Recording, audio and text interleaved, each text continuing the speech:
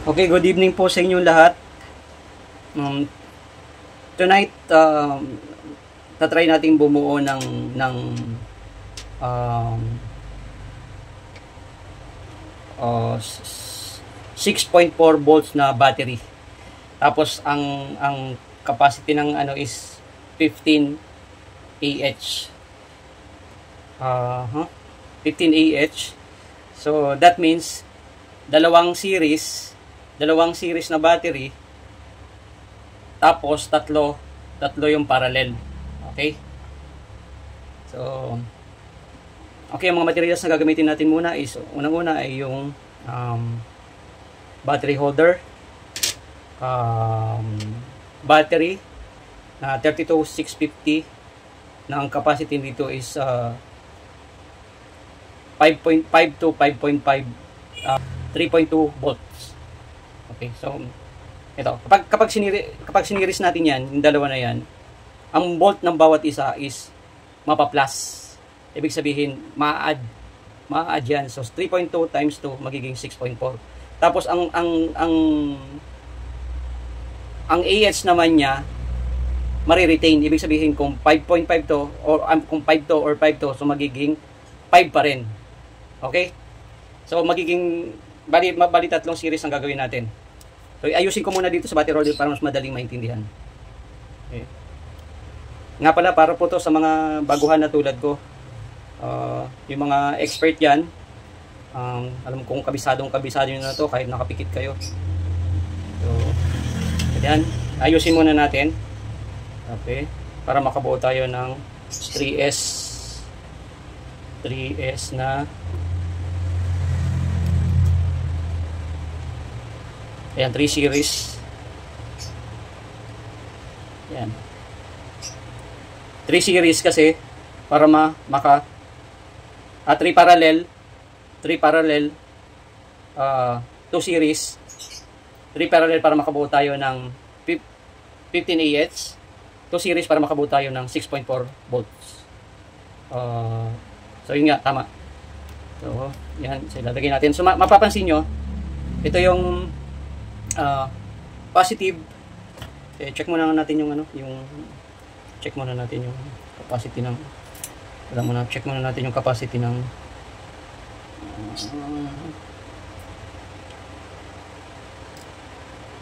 hindi pa nakasaksak. Ayan. Hindi pala ito negative positive. So pag nagkabaliktad, okay lang din naman. Negative ang reading kapag baliktad. Ito pala yung positive. So ito yung negative. Okay, tatlong parallel na negative. So yung series side naman, yung series side ang ilalagay natin. So ayan, tatlo rin. So tatlong series. So, makita nyo dito, negative, nandito yung positive side. So tatlong positive. Ayan, tatlong positive, tatlong negative. Okay, 2 sides. Ibig sabihin ito parallel, ito series. So pag nag-series kayo ng pwede naman tong i-arrange ng patayo ng ganito. Yan, ganyan. So ganito yan. So itong negative i-connect natin sa positive. So yan, series yan, series. So mamaya pag kinabit na natin ang tabing wire, ito yon. Parang binali ko lang yan. Ano ganyan, binali ko lang, ginanong ko lang. Yan. So parang binali ko lang, di ba? Series yan eh. So binali ko lang na ganyan. Okay, kasi yung battery holder is tatluhan eh. So yan. Ngayon, pagkatapos natin ma-arrange yan, lalagyan na natin ng another battery holder. So yan. So ito po yun.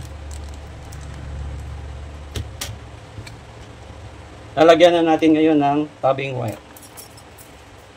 Ito po yung gamit ko. So una, gugupit muna tayo ng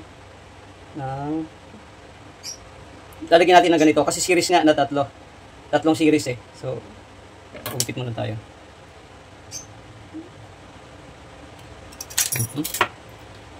Ayan. Gugupit muna tayo. Okay. So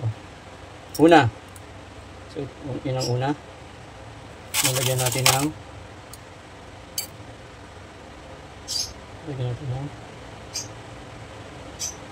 okay.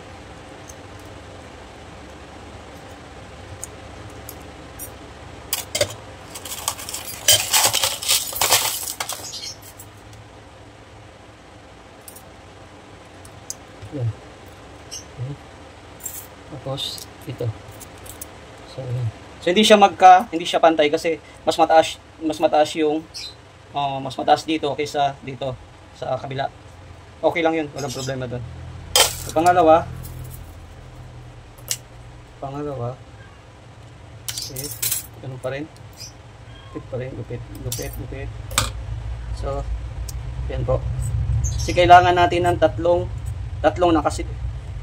naka-series. Tapos yung magiging dalawa lang ang parallel dyan. Tatlong naka-series.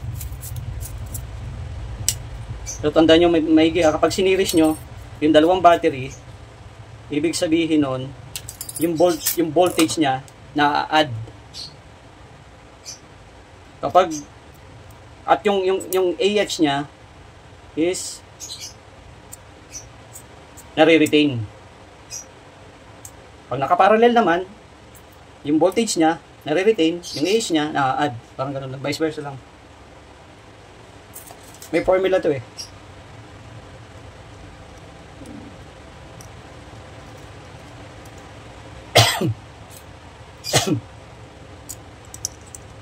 Ayan. So, ayan. So, ngayon,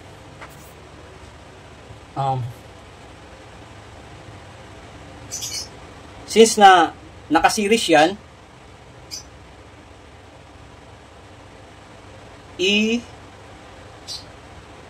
i-connect natin tong parallel, okay? Kailangan yung isang side, or ito, naka-parallel to. Okay, naka-parallel to. Para ma-add yung MAH nya. Okay. So, gugupit tayo ng para dito. Okay. Yan. So, yun. Ito ibig ko sabihin na.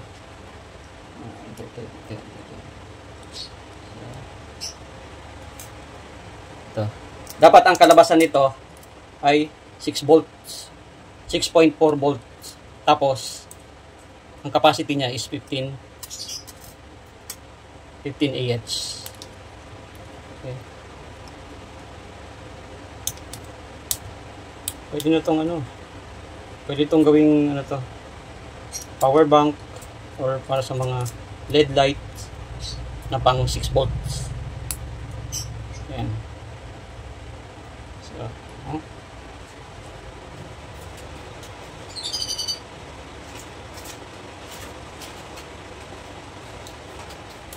So, gagamitan nyo ng screw. Okay.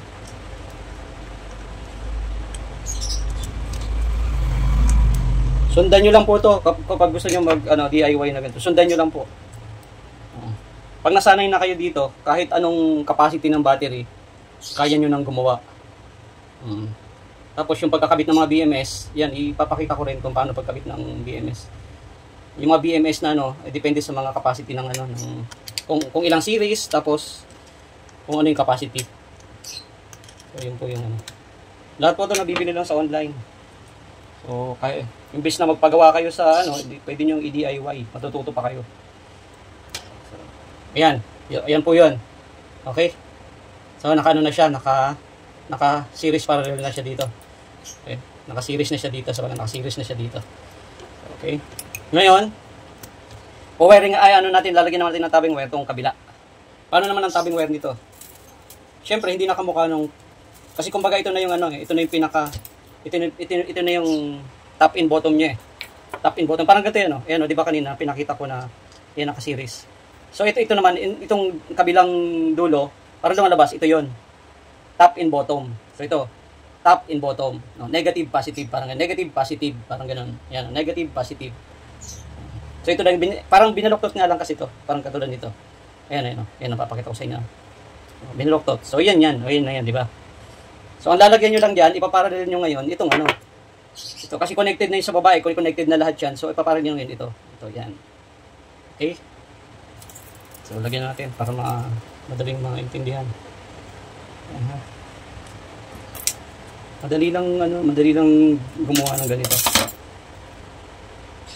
Ayan, Nag-usli lang, nag-usli lang ako ng ano kasi diyan ikakabit yung ano yung pagkakabitan niyo na ng BMS or ano dito ni kakabit sa dulo.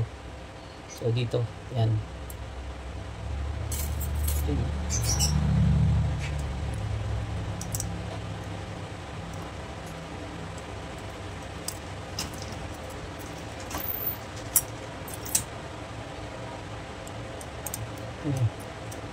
Kung meron man ako nung nakalimutang mga sabihin or ano, sundan nyo lang yung video kung paano ko ginawa, napakadali. Sundan nyo lang yan, makagawa na kayo.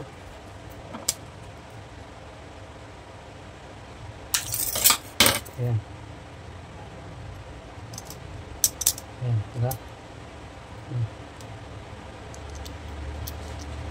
Mamaya susukatin natin yan ha. Susukatin natin mamaya kung ilang volts. Sabi ko kanina 6.4 ang lalabas. So kailangan 6.4 to. Kasi pag hindi ito 6.4, ibig sabihin may mali. 6.4 nag-range to sa 6 to 6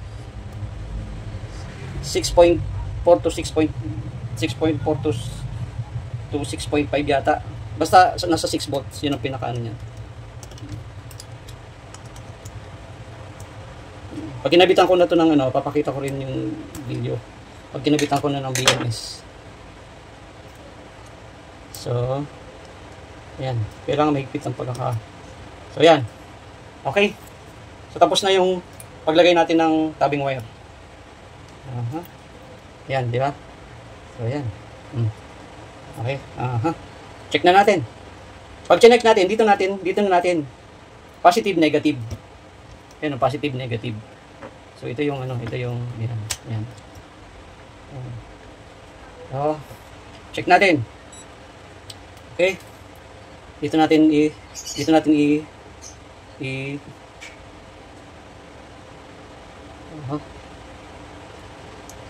Ito muna. Okay, dito muna. Tingnan natin dito sa baba.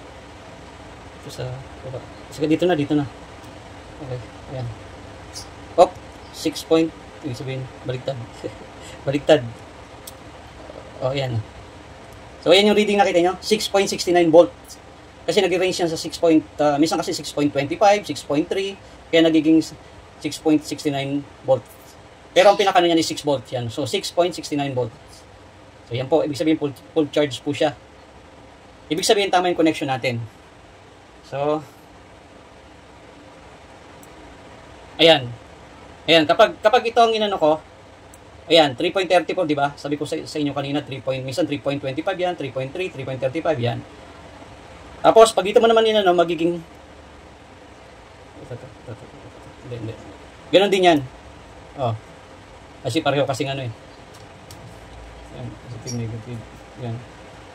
So, kapag yan, 3.35. Kapag dito ko, 6.69. Okay. 3.35. 6.69 volts. Okay. Okay. So, tapos na yung ano natin. Dalagyan na lang natin ng BMS. So, papakita ko rin sa inyo yung video nito kapag kinabitan ko na ng BMS. So, ang capacity nito, again, bali ito pang 6.4 volts or 6.5 volts and 15 AH. Kasi, bakit 15? Kasi 5 yung isa, 5, 1, 2, 3, 5 times 3, 15. So, bakit naman naging 6 volts? Kasi, dalawang 3.2 yung isa, so times 2 mo, so kaya naging 6.4. Okay, ganun lang yun. Okay po. So, abangan nyo po yung pangalawang video. Kakabitan ko na ng BMS. In order ko pa lang kasi yung BMS eh. Okay po.